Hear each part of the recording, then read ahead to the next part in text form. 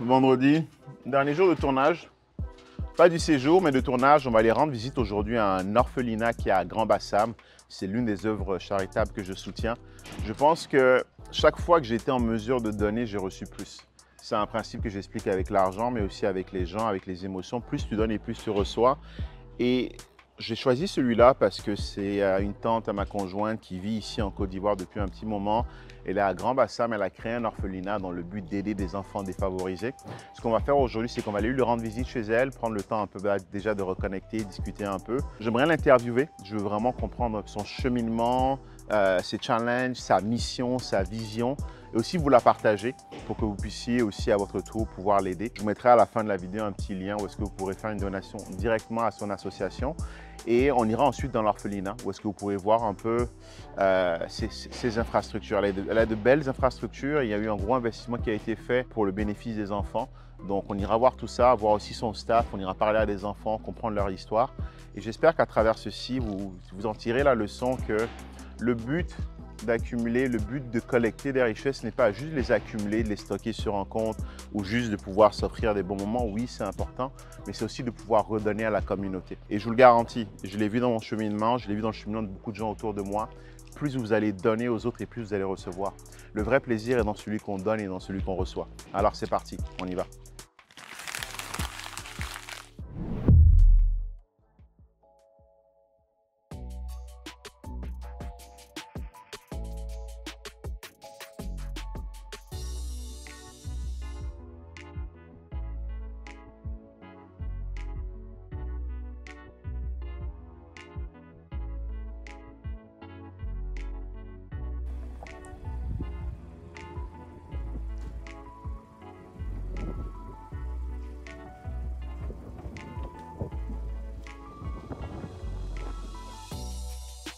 Là, on est sur le site de Enfants Meurtris sans frontières. On va aller rendre visite à l'orphelinat, rencontrer la directrice. Venez avec moi. Bonjour maman. Bonjour. Ça va bien? Oui, tout va bien, merci. Merci beaucoup. Bienvenue. Merci, bonjour. Bonjour. Bonjour. Bonjour. Bonjour. Ça va? Bonjour, ouais, super bien, ça va? Bah oui. Maman Jocelyne. Bonjour, enchanté. Ici, c'est la co-directrice. Bonjour. Enchanté. Maman, On a tout. Béatrice, voilà. Elle s'occupe du recrutement, de l'accueil. Excellent. De l'accueil. Excellent. Merci. Merci pour l'accueil. Bien. Merci. On se retrouve. Oui. Donc c'est ici les locaux. J'étais venu l'année dernière, mais c'était un peu plus... Je pense que je n'avais pas vraiment pu visiter parce qu'il pleuvait. La pluie, donc tu as l'occasion aujourd'hui de savoir ce que nous faisons ici, où nous nous trouvons. Là, c'est le bâtiment des garçons. Je laisse le directeur. Ok, donc on va aller. D'accord. Déjà, ça ne se fait pas habituellement, mais on va aller au centre et de là, je vais mieux expliquer pour en visite. Ok, parfait, parfait. Merci. Merci. Ok, donc vous êtes dans la cour de l'orphelinat Le Prince de Enfance Meurtris sans frontières. Le prince, c'est-à-dire? Le Prince, c'est le nom que la présidente a choisi de donner à ses enfants qui étaient meurtris. Voilà.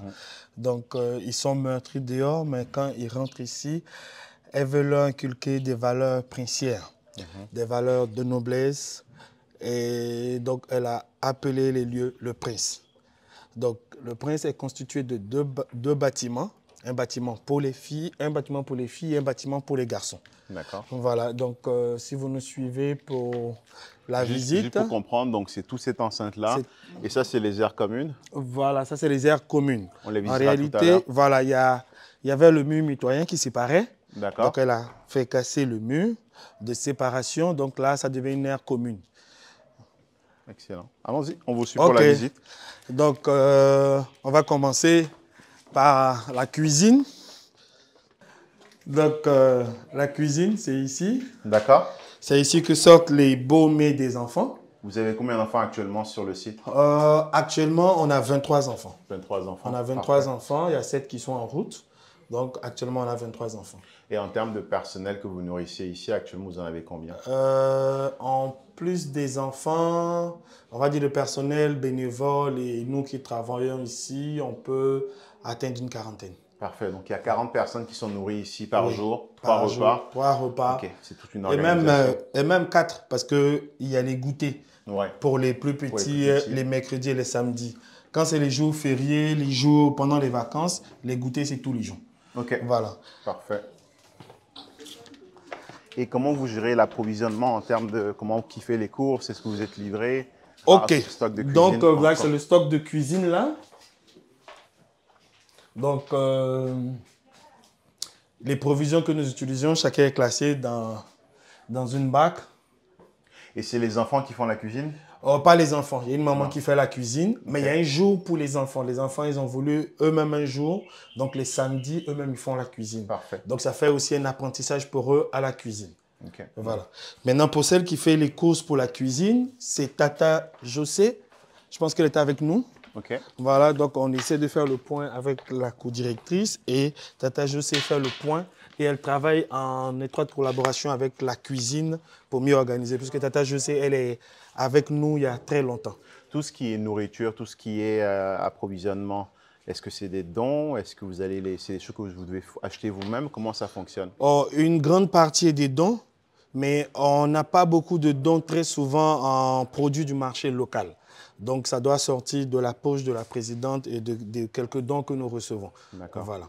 Ok, parfait. Intéressant. Appel à tous les magasins locaux si jamais ils veulent vous aider dans cette initiative. Voilà. Bonjour.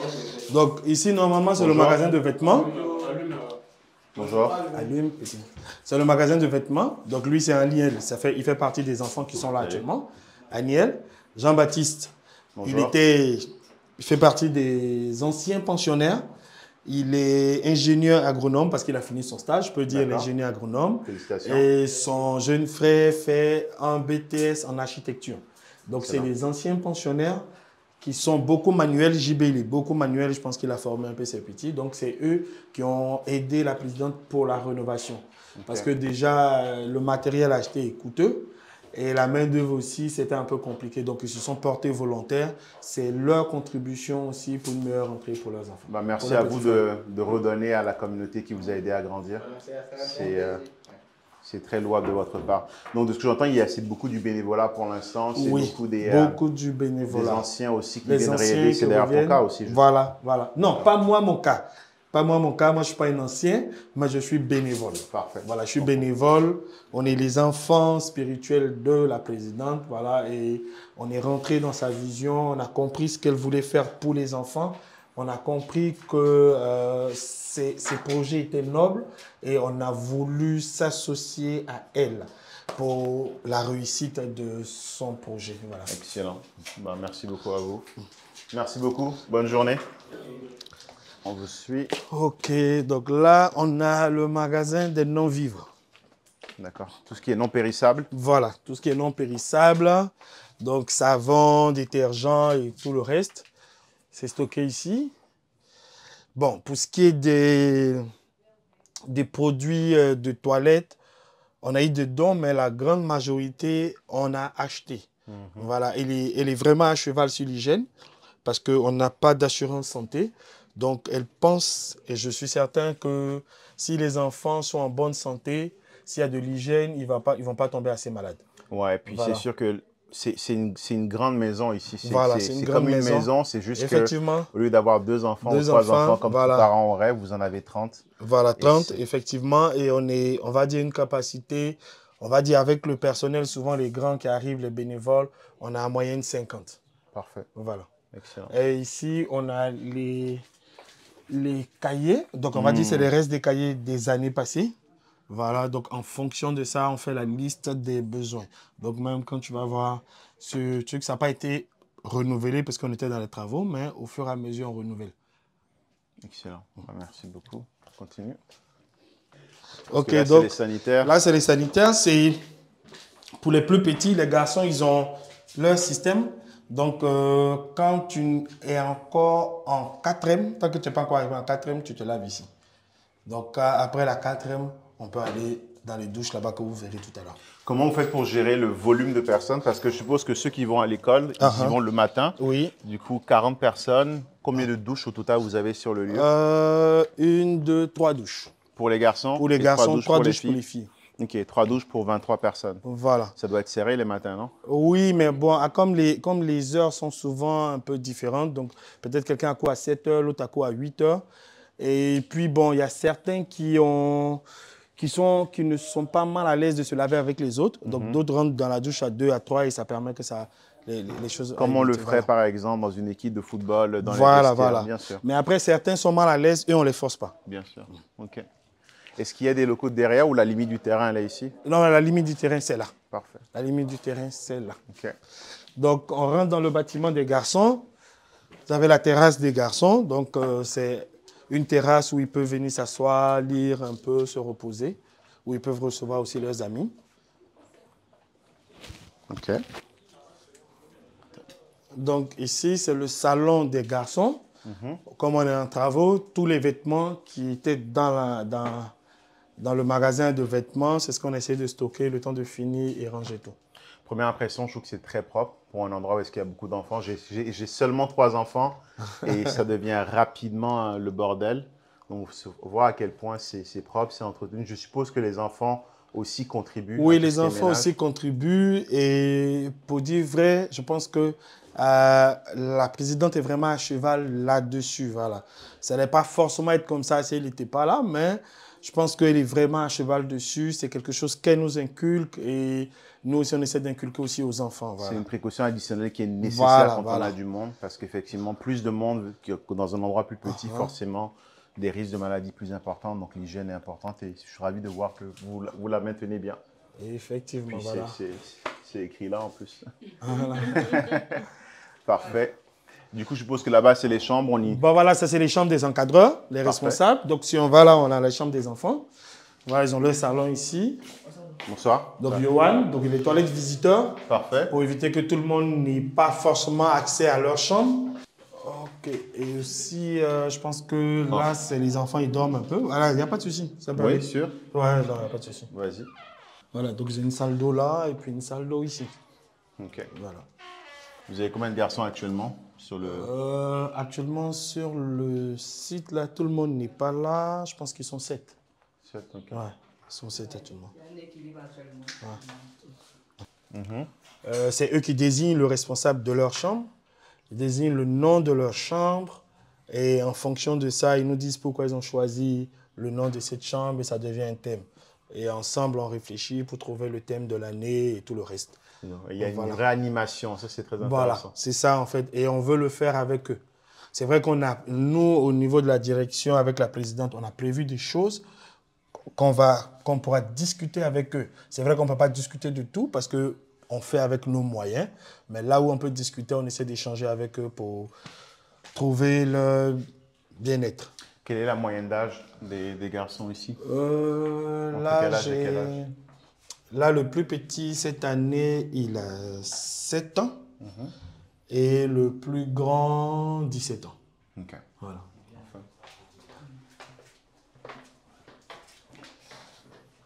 Donc, on va aller comme ça d'abord. On va aller chez les filles direct. Oui, je vais. Ils ont leur propre cuisine? Voilà, donc la cuisine des garçons. Donc, il y a la machine à laver. Donc, pour les vêtements un peu plus lourds. Et le reste, on leur apprend à faire aussi à la main. Voilà. Je suppose que vu que vous avez quand même un certain nombre d'enfants, il y a beaucoup de choses que vous essayez de faire à l'interne pour réduire les coûts. Oui, comme vous avez vu tout à l'heure, les plus grands qui sont portés bénévoles pour venir aider pour la peinture, c'est fait avec, je n'étais pas là, c'est fait avec même la co-directrice, la présidente, tout le monde a mis la main à la pâte pour que les choses puissent se faire. Ok. Ok. Je trouve ça vraiment très intéressant. C'est par là qu'on est rentré, donc ça va faire nos salles de réunion. Et là, c'est la galerie des enfants, en fait. Parce que la présidente, elle a été hôtesse de l'air. Et quand elle a perdu son emploi, c'est ce qu'elle savait faire de ses mains. Donc, chaque année, on a droit à trouver 2 activités manuelles. L'année passée, ils ont fait des tableaux. Et ils ont fait des pots de fleurs en serviettes recyclables, voilà. Donc, c'est des choses qu'on expose, ça les valorise eux-mêmes, ils voient leur travail et tout ça. Voilà. Très intéressant.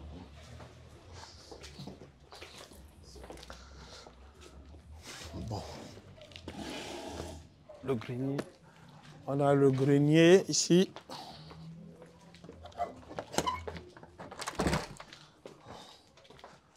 Donc, on a notre grenier ici.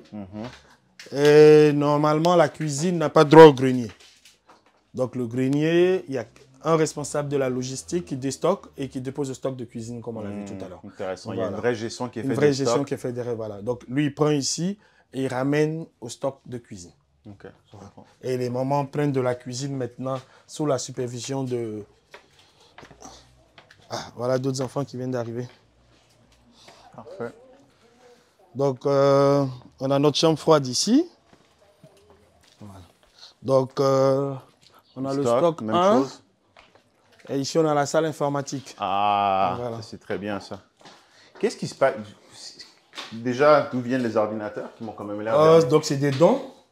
C'est des dons. On a un pasteur en Belgique qui nous a fait ces dons-là. Il n'y a même pas 2 jours parce que c'est moi qui suis venu avec.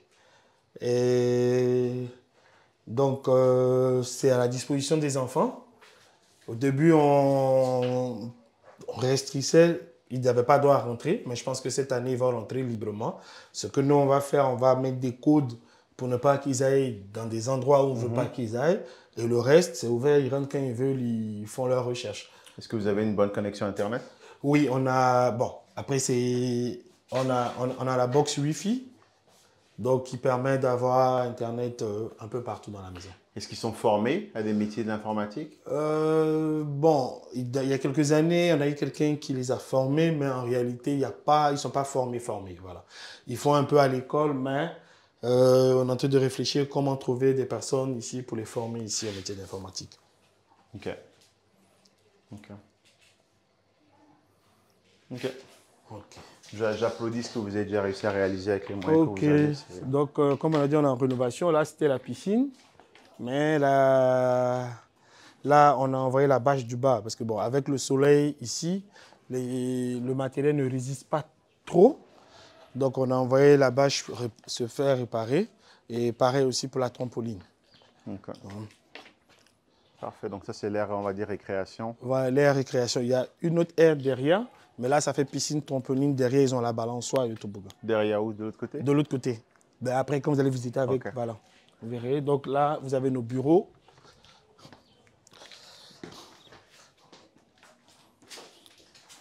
Donc, vous avez nos bureaux ici. L'administration. Voilà, l'administration, voilà. Ok, excellent. Donc, ok, il y a une deuxième entrée. Ouais, on va... Donc, on va commencer par les magasins dehors. Donc, pour l'autonomisation et l'insertion de nos enfants. Voilà, donc, déjà, on a le camion qui nous sert, qu'on peut mettre en location pour les organisations comme les nôtres. Et il y a des activités qu'on a créées. Donc, Sephora, elle fait partie des anciennes pensionnaires de l'orphelinat, qui est venue un peu plus âgée. Donc après le CEP, elle a voulu faire la coiffure. Donc la présidente l'a poussée vers des femmes. Elle s'est formée et là, on l'a insérée ici. Donc ça fait une insertion et une activité génératrice de revenus pour l'orphelinat. Voilà, donc on peut rentrer voir Sephora. Coucou. Bonjour, je vous envoie des visiteurs. Bonjour. Donc Sephora, Marie, donc vous êtes au salon chez Sephora Coiffure. D'accord. Et je suppose que c'est aussi elle qui coiffe tous les enfants de l'orphelinat? Les filles qui veulent se coiffer, la plupart, certaines viennent ici, mais pas tout le monde, parce que ça dépend des coiffures aussi. Voilà. D'accord, je comprends. Ceux qui se coiffent, on n'a pas encore de coiffeurs hommes, mais pour la majorité du personnel qui veut se coiffer, faire le visage, c'est ici que ça se fait. Excellent. Parfait. Et c'est aussi ouvert à l'ensemble de la ville? Oui, bon, elle fait pas partie des pensionnaires, c'est une dame qui est venue se coiffer. Ok, donc c'est vraiment un salon qui est ouvert sur l'extérieur? Oui, sur l'extérieur.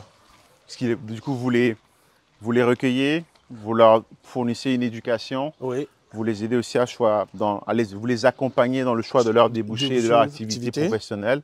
Et pour certains, vous leur offrez aussi le cadre nécessaire pour cette activité-là. Effectivement. Effectivement. Et là, il y a la boutique Le Prince. Donc, c'est une boutique qui appartient à l'orphelinat. D'accord. Ce n'est pas vraiment quelqu'un qui travaille, ce n'est pas une ancienne pensionnaire, mais c'est, comme je dis, c'est des activités qu'on fait pour avoir nous-mêmes un peu d'argent pour pouvoir gérer ce qu'on peut gérer. L'objectif étant d'éventuellement aller vers une certaine autonomie financière, si vraiment, possible, vraiment. pour pouvoir déployer votre vision. Voilà. Okay. C'est un vrai besoin qu'on a en Afrique d'accompagner les plus démunis, les plus défavorisés. Autant dans certains pays en Occident, il y a toute une infrastructure qui est en place, que ce soit la DPJ, que ce soit la DPE, que ce soit les assistantes sociales qui sont là pour fournir des familles d'accueil, accompagner les enfants défavorisés. On a un peu moins ce luxe qui se passe, cette chance, on va dire, en Afrique. Donc, voir des gens qui prennent des initiatives afin d'être en mesure de faire plus que ne pourrait faire le gouvernement. Bien sûr, il y a des orphelinats publics, ils ont un champ d'action qui est limité, des contraintes administratives. Ici, ce qu'elle fait, cette dame, c'est de recueillir des enfants à partir de 5 ans, non seulement leur donner une famille, un endroit où rester, un cadre de vie, mais aussi une éducation avec des valeurs.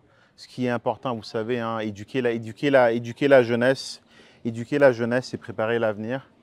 Et je trouve ça très louable, ce qu'ils font. Quand je l'ai découvert l'année dernière quand je suis venu en vacances. Au fait, j'étais venu en vacances avec un ami et on avait un gala dans un bâtiment juste à côté.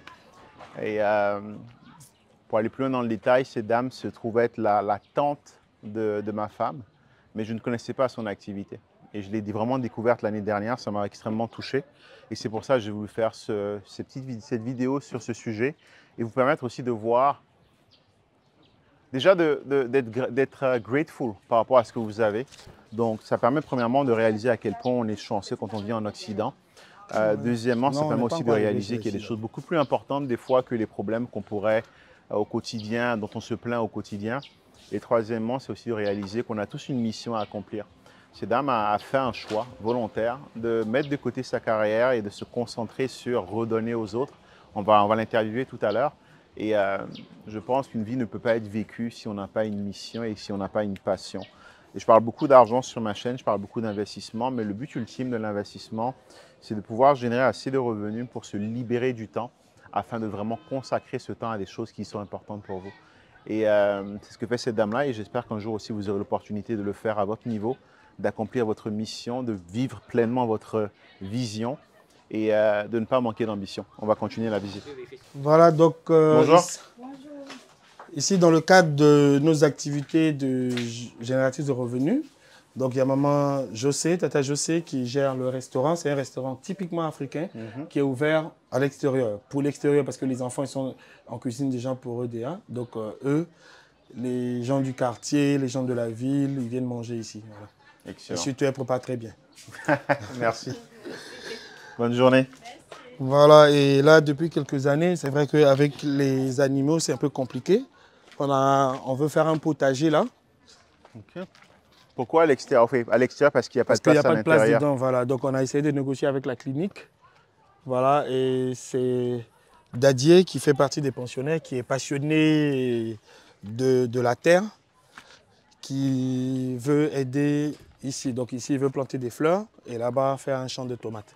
Est-ce que le puits d'eau est dans vos locaux? C'est dans nos locaux. Voilà. Quand vous allez prendre le bâtiment des filles, vous verrez derrière. Waouh, ça c'est du coup.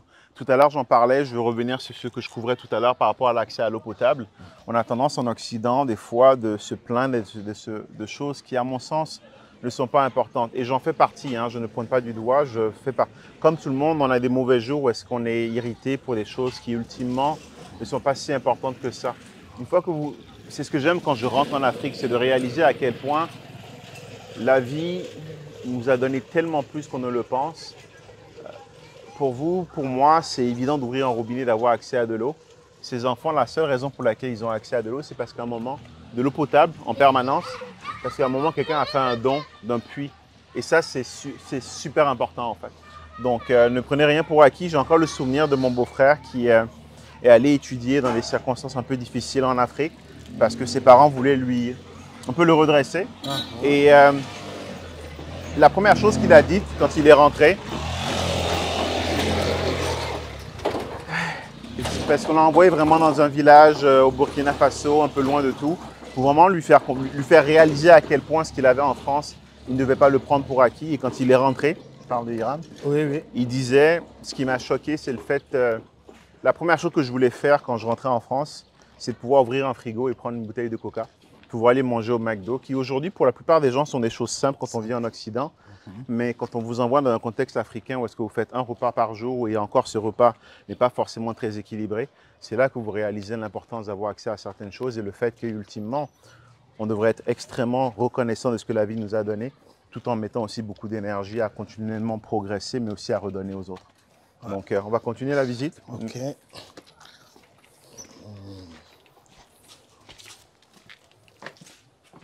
On va procéder déjà par Bien ici. sûr. Le bâtiment des filles. OK, là, la salle à manger, le réfectoire. D'accord. Voilà. On va se rendre ici à l'infirmerie. Parfait. Donc ici, on est dans l'infirmerie. Uniquement pour les filles ou aussi pour les garçons? Pour toute la communauté. Parfait. Et les filles et les garçons. Voilà. Donc ici, nous gérons les premiers secours. On va dire les petits bobos. Comment vous approvisionnez en médicaments? D'où viennent les médicaments? D'accord. Pour ce qui est des médicaments, il y a deux sources. Voilà. Il y a la source interne et la source externe. Voilà. En interne, nous pouvons aussi acheter les médicaments. Ou du moins, nous achetons les médicaments quand besoin faut, quand il y a le besoin. Ou il y a des personnes de bonne volonté qui peuvent nous apporter des médicaments physiquement ou encore déposer l'argent dans la pharmacie avec laquelle nous sommes en partenariat. Parfait. On a un bon de pharmacie dans une pharmacie pas loin d'ici qu'on appelle la pharmacie Lillet. Et donc, une tiers, voilà, dépose l'argent pour alimenter. C'est comme un compte, voilà, qu'on alimente. Excellent. Donc, quelqu'un qui veut vous aider peut, par exemple, décider d'aller faire un dépôt dans leur compte Momo pour que vous puissiez acheter des médicaments. Très bien. Là, c'est encore plus soulageant parce que, pour dire vrai, le personnel en termes médicaux n'est pas aussi permanent. C'est de façon ponctuelle, les uns les autres apportent leur contribution. Voilà. Donc, quand, par exemple, les enfants sont sérieusement malades, Dieu merci, il y a la clinique derrière nous. Les voisins d'à côté, on appelle la clinique Esther. Eux, ils ont décidé de nous apporter leur contribution. En ce sens qu'ils prennent la consultation gratuite pour tous nos enfants. C'est déjà là un soulagement. Et quand il y a des examens de santé, ils le font à moitié prix, vu que c'est une clinique privée. Leur moitié prix est similaire au prix normal de l'hôpital général. D'accord. Mais moins l'attente et plus voilà, et avec un meilleur service. On ne paye pas le transport, c'est juste à côté. Un pas, juste à côté. C'est des économies en plus. Voilà. Donc, voilà. OK. Ici, nous sommes dans le salon. Pourquoi chez les filles, c'est plus beau que chez les garçons?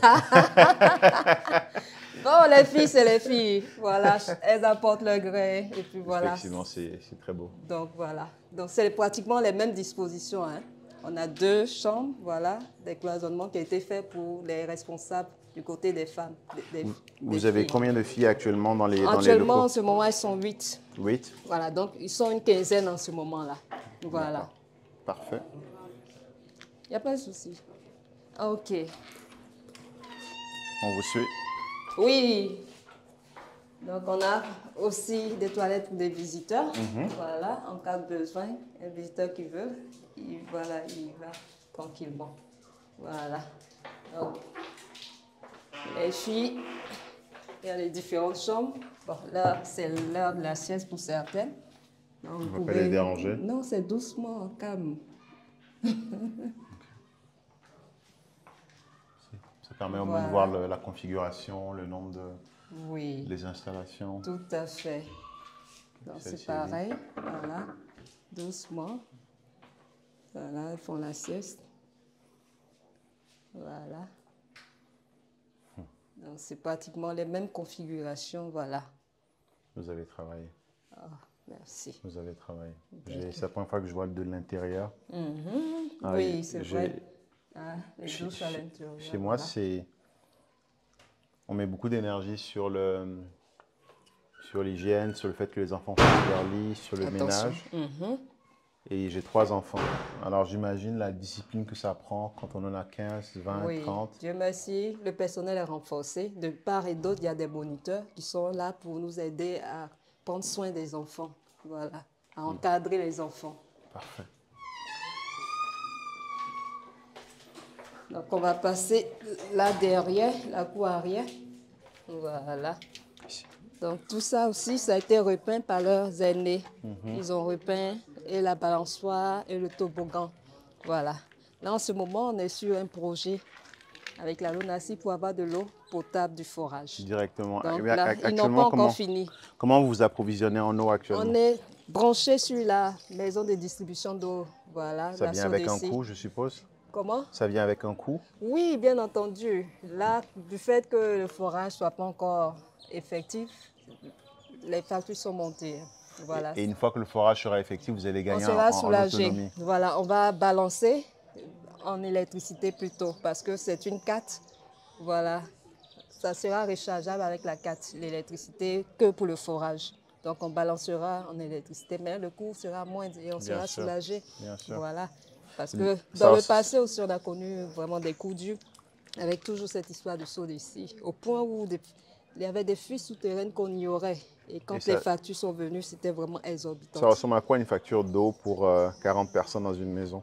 Bon, la moyenne, hein, 120, 150. Massi, quoi. Voilà. C'est quand même important. Sur une année, c'est plus d'1 million, quoi. C'est ça, c'est très, très considérable. OK. Donc, c'est un peu ça, voilà. Et ça correspond à quoi une facture d'électricité? La moyenne, 600. 600, c'est chaque 2 mois. 600 Donc 300 000 par mois, voilà. plus un 100 000 d'eau, Ouais. pratiquement un demi-million tous les mois. Et sans compter le loyer. Ok, d'accord. Et si vous êtes en location? Charges, fils, voilà. Donc, voilà, un peu. Donc, ici, on va fermer avec la bibliothèque. Ah. Oui, et en même temps, Merci. la salle de réception aussi de la présidente. Voilà, donc on va s'arrêter là. Merci beaucoup à vous deux pour cette visite. Je vous en prie. Maman, juste quelque chose que j'aimerais dire, c'est que je ne l'avais pas vu déjà. J'attends juste que Benji se décide à filmer la bonne chose. Maman, c'est la première fois que je vois l'intérieur. Puis vraiment félicité. Je l'ai dit tout à l'heure, vous avez travaillé. Vous avez travaillé, c'est très propre. J'ai 3 enfants, c'est constamment une course de s'assurer que tout reste propre. Alors, j'ose imaginer avec 40 personnes ce que c'est comme organisation. La logistique, on sent que vous avez pensé à séparer la cuisine de l'approvisionnement pour qu'il n'y ait pas des abus ou qu'il n'y ait pas juste du gaspillage. Puis tout à l'heure, je commençais un peu à me faire, je suis un gars de chiffres, hein, je commençais à me faire une idée un peu du coût d'opération d'ici. Entre 100 000 pour l'eau, 300 000 pour l'électricité, plus le loyer. 800 000. Non, c'est 800 En termes de 000. mois, C'est c'est Par mois? On a 800 000 par mois. 800 000 pour l'électricité, pour les loyers, parce que avant c'était 600 000, mais on a été même menacé de sortir d'ici. Ça fait des années que nous sommes là. Quand on est là, il n'y a pas de déménagement, on a l'impression qu'il n'y a rien. Mais vu la logistique et tout, où aller avec tout ça, donc ils ont augmenté de 100 000, ça fait 800 000, ça veut dire 400 000 par villa. Oui. Et c'est par mois. Et je pense que j'ai vu beaucoup de choses que vous avez fait, pour créer une sorte d'autonomie financière. Tout à fait. Que ce soit à travers la génération de revenus, avec à la fois vous générez des revenus, à la fois aussi leur trouver une occupation, à la fois aussi aller chercher un puits pour ne plus avoir à payer cette facture de 100 000 pour l'eau et d'être autonome en termes d'eau potable et de bonne qualité. Tout à fait. Effectivement, je pense que la prochaine étape pour vous, ce serait d'avoir vos propres locaux. Parce que si vous mettez 1 million par an, par mois, ça veut dire 12 millions par an. Sur 10 ans, on est à 120 millions. C'est des gros coûts d'opération, en fait. Le problème aussi, c'est que si on veut tout arrêter pour mettre de côté de l'argent, il n'y a plus de vie pour les enfants. Et si on veut une bonne vie pour les enfants, il n'y a plus d'économie valable pour les locaux. Alors, nous pensons qu'en termes d'investissement, si on a d'autres activités peut-être beaucoup plus importantes, ou alors trouver des personnes qui pensent que ce projet est important et transformateur de vie, et en menant des enfants à changer, des jeunes à changer, ça serait vraiment bien. Et puis, moi, je pense encore que s'il y a toutes ces choses, on peut aller de l'avant. On n'a pas l'intention d'attendre, de tendre les mains, mais c'est selon nos possibilités que nous faisons ce que nous avons. Il nous manque même parfois comment on appelle, des cuisinières de collectivité. On est obligé d'utiliser les moyens de bord pour beaucoup d'enfants au sein de l'orphelinat. On a pas mal de choses, on a des besoins surtout en bus. en cas pour le transport des enfants ou même pour des sorties ludiques. On a beaucoup d'ambition pour les enfants, mais on fait l'essentiel pour leur vie, pour la scolarité, la santé, le manger. Quand les enfants mangent bien et que le cadre est propre, alors on évite quand même pas mal de maladies. Nous sommes quand même en zone endémique où quand il pleut, le palu est toujours là. On n'a pas d'assurance. Assurance maladie, c'est quand même important. Ce sont le côté qui est un peu vital pour moi. Et puis après, je continue de rêver qu'on a besoin d'un local à nous et de pouvoir bâtir tout ce qu'on a dans le cœur, tels que les lieux pour... Et là, je vais vous féliciter aussi, c'est comme vous l'avez dit, on est pour la plupart, je pense, ici chrétiens, puis parce qu'on a eu une conversation tout à l'heure à table où est-ce que je parlais un peu malheureusement surtout dans la région chrétienne catholique, où est-ce qu'on a tendance à vendre le message qu'il faut juste attendre que Dieu fasse tout, et moi je suis foncièrement contre ça, parce que je pense qu'il y a une parabole dans laquelle on dit, pas une parabole, mais il y a une phrase qu'on dit chez moi au Bénin, amène la calebasse au moins jusqu'au genou, puis Dieu t'aidera à la mettre sur la tête, c'est-à-dire que tu dois faire ta part. Et c'est ce que je constate ici. Vous avez beaucoup de petites choses que vous faites qui sont vraiment orientées pour vous aller vous chercher une certaine autonomie, que ce soit le puits d'eau, mais je vais encore plus loin, ou encore simplement le fait que vous ayez négocié une entente avec la pharmacie d'à côté, tout à fait, que vous ayez négocié une entente avec la clinique d'à côté. Ça n'a l'air de rien, mais cette clinique, ça vous évite d'aller faire l'accueil à l'hôpital, de payer un transport. Parce qu'on va se le dire, si on a 40 personnes dans un bâtiment, il va forcément y avoir des maladies. Tout à fait. Et c'est ce que j'appelle de l'efficacité dans les opérations, de l'efficience dans les opérations. Et ça, c'est important. Parce que souvent, ceux qui vont soutenir ce genre d'opération vont se dire, ouais, mais est-ce que les gens font vraiment des efforts? Est-ce qu'ils attendent juste qu'on leur donne quelque chose? Est-ce qu'ils tendent juste la main? Puis personnellement, ce que j'ai vu aujourd'hui, c'est beaucoup d'initiatives, beaucoup de réflexions sur comment est-ce qu'on crée un lieu de vie agréable pour des enfants, pour leur donner une chance et leur faire comprendre que ce n'est pas à cause de leur histoire du passé que leur futur est foutu, mais surtout aussi comment est-ce qu'on le fait de façon efficace, comme une vraie organisation qui a une vraie ambition. Et pour ça, je voudrais juste vous remercier, au fait. Merci infiniment d'être là. Et aussi, ce n'est pas un lieu qui est fréquenté par tout le monde. Ce n'est pas un projet qui est vu par tout le monde ou considéré par tout le monde. Nous apprécions votre présence en ce lieu parce que nous pensons que vous convenez avec nous que la réussite d'un enfant commence par sa transformation intérieure et la transformation de sa mentalité et l'emmener à voir grand, avoir les intentions d'aller plus haut.